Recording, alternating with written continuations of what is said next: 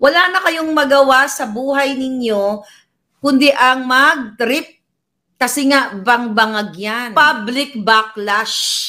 At nang hilain ang mga buto ninyo dyan, mga hinayupak kayo sa gobyerno kayo nila tambaluslos. May hangganan yung mga hinayupak na to. Matatapos din ang,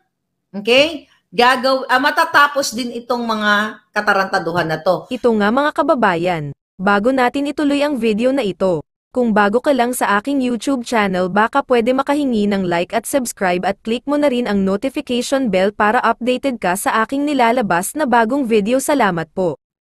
Na isususpend si Mayor Baste ng Davao. Mga kababayan, hindi naman to bago. Diba? Ito yung ginagawa talaga ng bangag na gobyerno kasi nga natataranta na sila.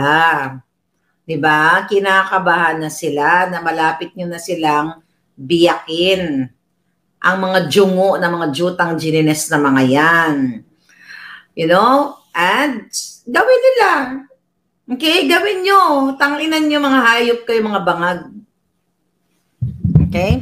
Gawin nyo yan nang malaman ninyo ang yung galit ng taong bayan sa mga ginayupak ninyo. Diba? Sinuspend nyo si Governor Hubahib, si Mayor Rama. Okay? Ang mga pulis. Okay? Ang mga general. Yung mga tao sa government, yung mga government workers na pinagtatamnan nyo ng kaso kapag nakita nyong kritiko. Diba? Puro kayo ka bangagan. Wala na kayong magawa sa buhay ninyo kundi ang mag-trip kasi nga bang-bangag yan. Mga palangga. Sobra pa sa silent martial law happy go comfy. So dahil nga nakikita nila yung effect ng maisog rally ng mga supporters pa rin ng Duterte. But again, this is not about Duterte. This is not about yung mga kritiko about ginagawa ng mga bangag na ito sa inyo. Ito lamang ay pagpapakita, mga kababayan, na wala na sa tamang direksyon ang mga buwaka ng inang, mga bangag na to, pinagtitripan nila. Okay? Pinagtitripan nila yung gusto nilang pagtripan. Illegal suspension yung tawag sa mga yan. Walang due process. Diba? At meron yang pananagutan yung gobyernong ito. Pananagutan, paglabag sa batas, maaring pag-aklas ng taong bayan para mas mapabilis ang paglubog nyo sa kumunoy na mga ginayupak kayo. Okay? Corruption, bribery, extortion, lahat na ng klaseng paglalapaspangan ninyo sa batas, criminal ang dapat, high crime ang ginagawa ng gobyernong ito. Yung suspension, yung pagsususpend nila sa mga mayors, governors, pagtatanggal nila sa mga government employees sa kanilang mga trabaho. Actually, walang panama yan sa pagkidnap ni Marcos Jr. at ni Liza Tanas sa mga bata sa Turkey. Ano ang masahol? Yung pagsuspend sa mga mayors o yung pagkidnap sa mga bata ni Liza, ni Marcos, ni Chua, ng DOJ, ng DFA? Mas masahol yun. So, yung mga balita na possibly, hindi umano na isusunod nila si Mayor Baste. Tignan niyo para magkaroon ng public backlash at nang hilain ang mga buto ninyo dyan, mga hinayupak kayo sa gobyerno kayo nila tambaluslos. Kaya nga mga kababayan, kagabi ang vlog natin is all about, di ba pumunta sila sa Tagum, namigay ng mga ayuda, ang press release is ganito, kunyari, 10,000, 5,000, pero ang ibibigay, may nabasa nga ako, 500 lang ang binigay, papipirmahin nila yung mga tao, na kunyari tagtanggap ng 5, 2, 3, yung pala, barya lang ang binigay ng hinayupak na gobyernong ito. So supposedly, mga kababayan, kapag mga ganitong panggigipit, dapat nga ang Congress at Senate nakikialam. Pero halos hawak na nila sa liig. Itong Well, sabi nyo nga, digital martial law. Pati ang mayor sa Valencia, Bohol, na suspended. O yes, sa Bohol, yung sa recently. Okay? Sabi ni Eljo Bisto. Marivic Tajama, thank you mga palangga. Okay? Ang hirap kasi ng NPA, ang hirap kasi yung NPA, media, Senate, and Congress po, puro corrupt, kaya kahit rally, evil prevails. Well, wag ka mawawala ng pag-asa. Okay? Tate ko, tate ko. Okay? May hangganan yung mga hinayupak na to. Matatapos din ang, okay, matatapos din itong mga katarantaduhan na to.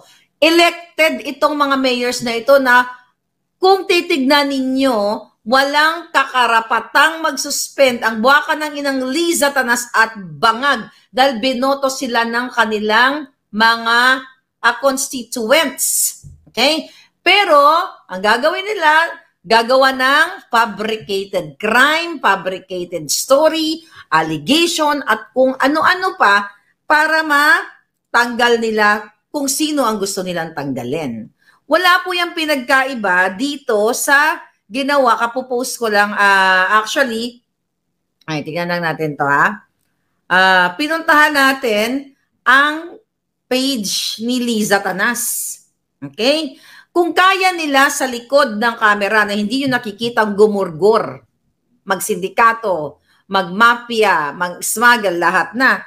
Ito nga mga kababayan, no? Tignan mo. Yung kay Liza Tanas, pinakita natin ko ito kagabi. Pero ito yung na-miss ko. Pinakita natin yan kanina pala, na mga bots yung hindi pala tayo mga bots yung nagko-comment. Pero ngayon, we'll see kung makikita natin to. Okay. Maharlika, natin sa Boljakan. Okay. Kapopost lang natin to ngayon. Okay. Here. Okay. Itong, ito na lang pala.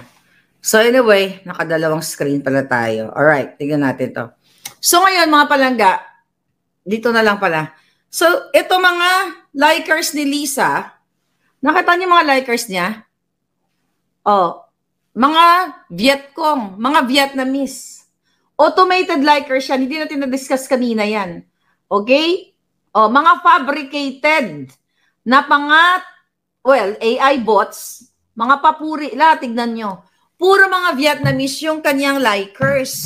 Wala po yung pinagkaiba sa fabricated crime, mga smuggling, at kung ano-ano pang ginagawa ng kasamaan nitong pagnanakaw sa kabanang bayan. Kung kaya nilang harap-harapan na magbayad ng mga Vietnamese, sabi ni Rayster, peking engagement kasing peki niya. Exactly.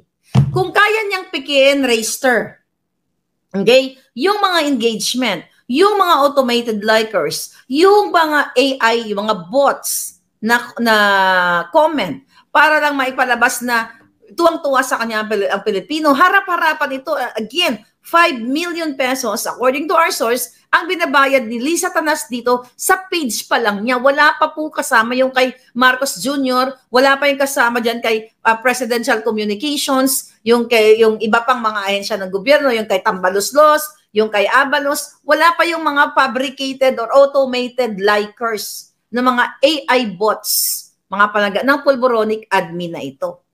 So kung ito, harap-harapan na ipinapakita sa inyo, parang ganito yan harap-harapan na gumugurgur sila ng tao. Nagbabayad sila ng mga AI bots sa mga Vietcong, na mga peking, mga page or what do you call it, account. How much more yung ginagawa nila behind the scene? Kaya nga sabi ko sa inyo, itong bots na ito, walang panama yan. Yung AI bots, walang panama yan, mga palangga, sa paggurgur nila sa mga taong hindi natin nakikita at yung pag-smuggle at pag-kidnap sa 2 bata sa Turkey. Ito nga hindi nila ma-deny, mga kababayan. May nag-message sa atin si Rainier. Ayuda 5K po pinirmahan, pero 3K lang ang ibinigay. Okay? At kailangan manood ng concert. at ibigay daw ang ayuda after the concert. Malinaw na budol yan kasi pagkatapos ng concert, mag-alisan yan mga yan. Yun na nga, the reason why lumulusob sila sa Davao, yung mga balitang isuspend si Baste, at hindi lang balita, totoo, nakita ninyo na namigay sila ng ayuda. Hindi sustainable ang kanilang approach. Kundi, ito ay paglulustay sa kaba ng bayan para lokohin ang Pilipino na kunwari ay mayroon pang natutuwa sa kanila.